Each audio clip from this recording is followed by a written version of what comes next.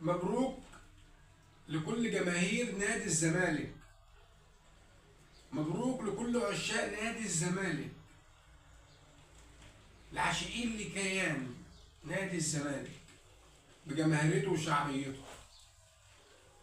مبروك لكل جماهير نادي الزمالك داخل مصر وخارج مصر وفي كل مكان، من داخل مصر، من أسوان لإسكندرية، ومن طنطا لحلايب وشلاتين.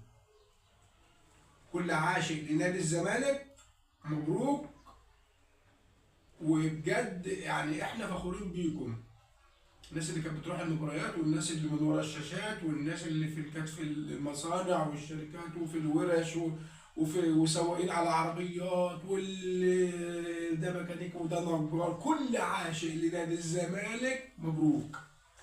ده شغال بواب، ده مستشار، ده دكتور، ده مهندس، ده فلاح بيفلح في الارض وبيزرع في الارض، ده فن مبتكر، ده مش عارف ايه. كل من عاشق لكيان نادي الزمالك مبروك. دوت للجماهير. اما للعيبه فشكرا لكل لاعب كان عنده اخلاص. الحمد لله يا عم. عايز حاجة؟ لا الصراحه لازم جابوا جول، يعني جابوا جول كمان، يبقى كده اثنين عملوه قصاد. يلا الحمد ونشوف لله. الطيارة بس.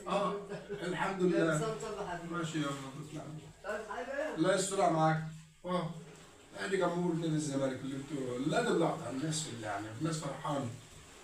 الزمالك لما بيكسب النصر بتنام فرحان. فمبروك لكل جماهير نادي الزمالك.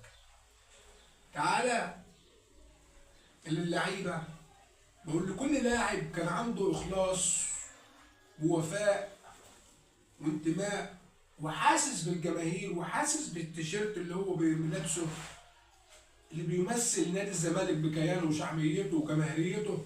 بقول لكل لاعب كان مخلص وجدع ومجتهد وعنده ضمير شكرا. اما كل لاعب متخاذل ومستهتر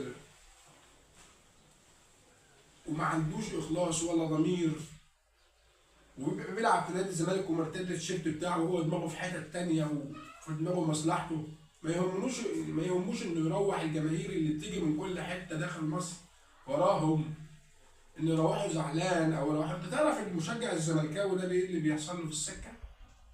ده يعني في ناس كتير بجد بتشوف معاناه في المواصلات ومش عارف ايه وبتاع، وهم داخلين الاستاد تفتيشات ومش عارف ايه، السمات تتاخد منك وتترمى. الجمهور الوحيد اللي بيتعامل بقى كده على فكره، وملتزم وبيعادي وبيعدي وفرحان للزمالك. مهما يحصل معايا احنا ورا الزمالك، مهما يحصل معانا احنا ورا الزمالك، اعملوا اللي انتوا عاوزينه، وبنحترم كل حاجه. عشان يجوا ولا لاعب اساسا هو متخاذل وما يستحقش انه يرتدي تيشيرت نادي الزمالك. كل لاعب من دول بقول له حسبنا الله ونعم الوكيل فيك. اما اللاعب المجتهد المخلص اللي بيلعب لاخر واللي عنده ضمير بجد، حتى لو يمشي من الزمالك بس كله شغله الشغل انه يثبت لنفسه ويعمل حاجه لنفسه ويفرح الجماهير دي، بنقول له شكرا. شكرا، وتعالى اخد بوسه من اللي عاوز يمشي يمشي، واللي عاوز يقعد يقعد كده وبتاع، بس اعمل اللي عليك لاخر ثانيه.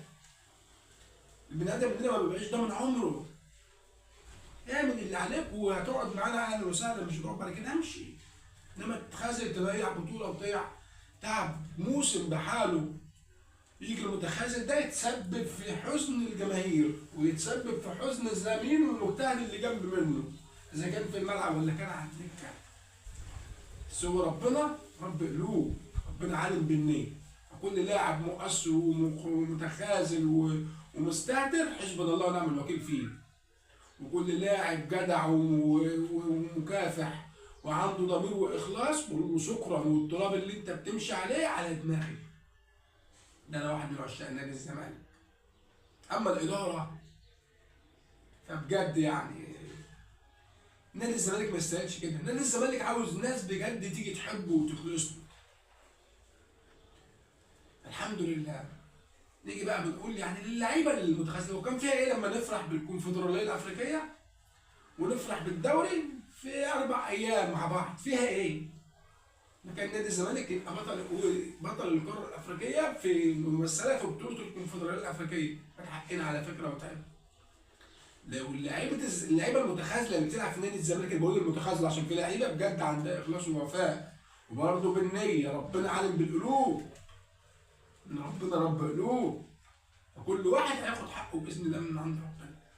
اذا كان مجتهد ومكافح فربنا يديله خير، واذا كان خاين بقى ولا مستهتر ولا مؤثر ولا مقصر ولا كذا ولا كذا ولا كذا، هياخد برضه على قد نيته. السلام عليكم ورحمه الله. حسن شحاته عشيق الزمالك.